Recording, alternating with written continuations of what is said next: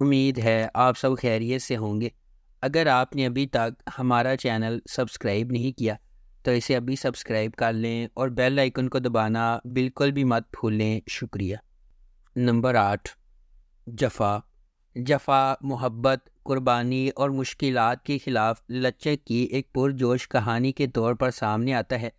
خاندانی توقعات اور سماجی دباؤ کے پس منظر میں ڈرامہ دو کزنز زارا اور اندلیب کی زندگیوں کو بیان کرتا ہے، جن کی تقدیر غیر متوقع موڑ لے لیتی ہے جب وہ شادی کے ادارے کے سامنے پیش ہو جاتی ہے۔ اندلیب اپنے آپ کو اپنے سے بہت بڑے آدمی کے ساتھ جکڑا ہوا پاتی ہے، اس محبت کو چھین لیتی ہے جسے وہ کبھی پسند کرتی تھی، جبکہ زارا اپنے شوہر کے ہنگامہ خیز مزاج کا شکار ہو جاتی ہے۔ ہنگاموں اور مصیبتوں کے درمیان محبت سب کو فتح کرے گی یا قسمت کے پاس دوسرے منصوبے ہیں؟ اس ڈرامے کو سمیرہ فضل نے لکھا ہے، دانش نواز نے اسے ڈائریکٹ کیا ہے اور مومنہ درید پروڈکشنز نے اس ڈرامے کو پروڈیوس کیا ہے۔ اس ڈرامے کی مرکزی کاسٹ میں سحر خان، محب مرزا، عثمان مختار اور دیگر شامل ہیں۔ اس ڈرامے کو ہم ٹی وی پر نشر کیا جا رہا ہے۔ نمبر 7، جانے جہاں۔ جانے جہاں ڈرامہ شہرام اور ماہ نور کے گرد گھومتا ہے، جو مختلف سماجی طبقات سے تعلق رکھتے ہیں۔ ان کے اختلافات کے علاوہ یہ دو روحوں کی کہانی ہے جن کا مقصد ایک ساتھ ہونا ہے۔ شہرام، جس کا کردار حمزہ علی عباسی نے ادا کیا ہے، وہ اپنے گاؤں کے ایک بااثر شخص کا بیٹا ہے۔ معاشرے میں اپنے بااثر مقام کے باوجود وہ ایک فرما بردار، عزت دار اور مہذب انسان ہے۔ شہرام نے بچپن میں اپنی ماں کو کھو دیا اور اس کی پرورش اس کی سوتیلی ماں نے کی، جو خفیہ طور پر اس سے حسد کرتی ہے۔ اس کے علاوہ اس نے چھوٹے سوتیلے بھائیوں کو بھی خراب کیا ہے جو اس کے ساتھ دشمنی کرتے ہیں۔ دوسری طرف ماہ نور ایک متوسط طبقے کی بہادر لڑکی ہے، صحیح کام کے لیے کھڑے ہونے پر وہ کسی سے نہیں ڈرتی۔ اس کی خوبصورتی، سادگی اور خالص دل شہرام کو اپنی طرف متوجہ کرتا ہے۔ نمبر 6، خی۔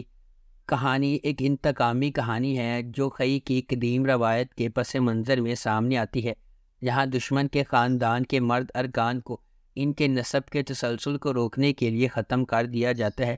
اس پرانے انتقام کے مرکز میں درویش خان، دراب خان اور اس کا بیٹا چنار خان ہے۔ درویش خان اپنے والد کے دراب خان کے ہاتھوں قتل سے پریشان ہے۔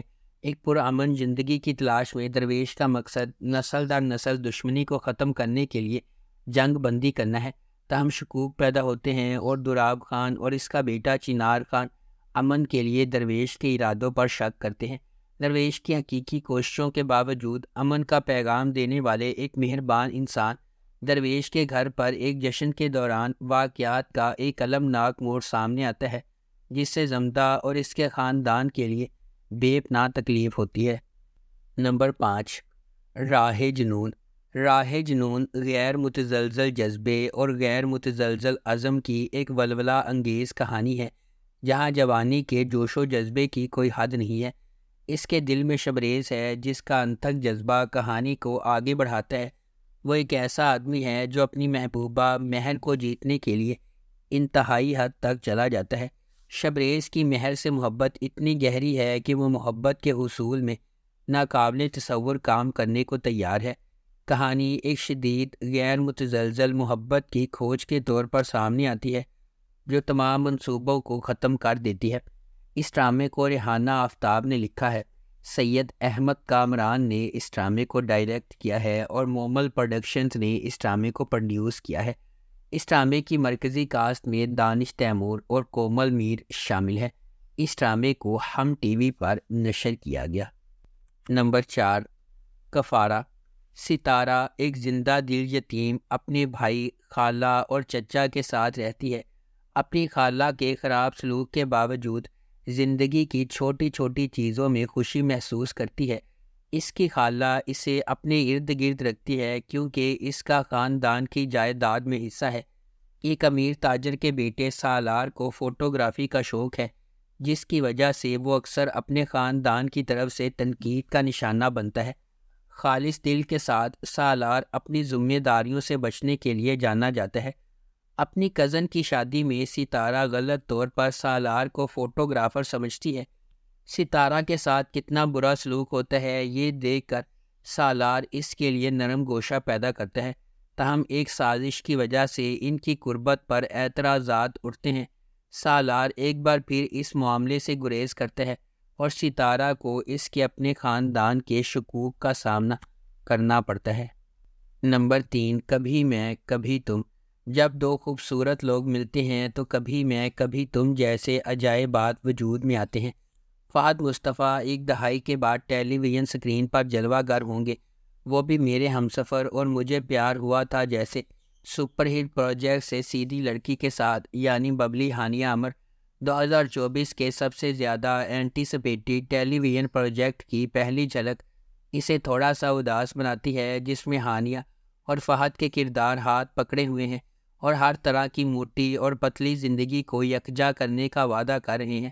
اس کے بعد ہانیہ عمر کا کردار شرجینا ہے، جو ایک کتابی شخصیت ہے جو ڈین براؤن کی کتاب کو پڑھتی ہے، سوتی ہے، جلدی اٹھتی ہے، نماز پڑھتی ہے اور ہر روز ایک شیڈول کے مطابق چلتی ہے۔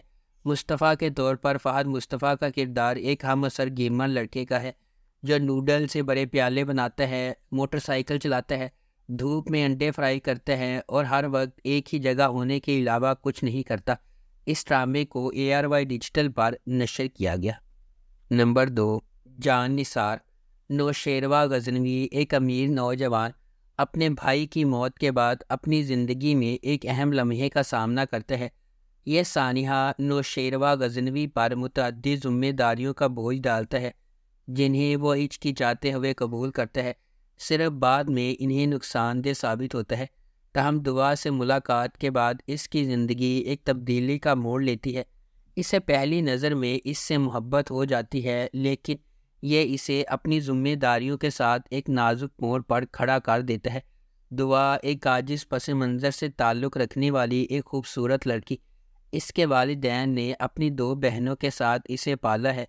اپنی بے گناہی کے باوجود قسمت نے نوشیروہ غزنوی کا سامنا کرنے سے پہلے دعا کو بدقسمتی کے ایک سلسلے کا نشانہ بنایا، تاہم ان کی ملاقات ان کی زندگی کو مکمل طور پر تبدیل کر دیتی ہے۔ اس ڈرامے کو جیو انٹرٹینمنٹ پر نشر کیا جا رہا ہے۔ نمبر 1، عشق مرشد۔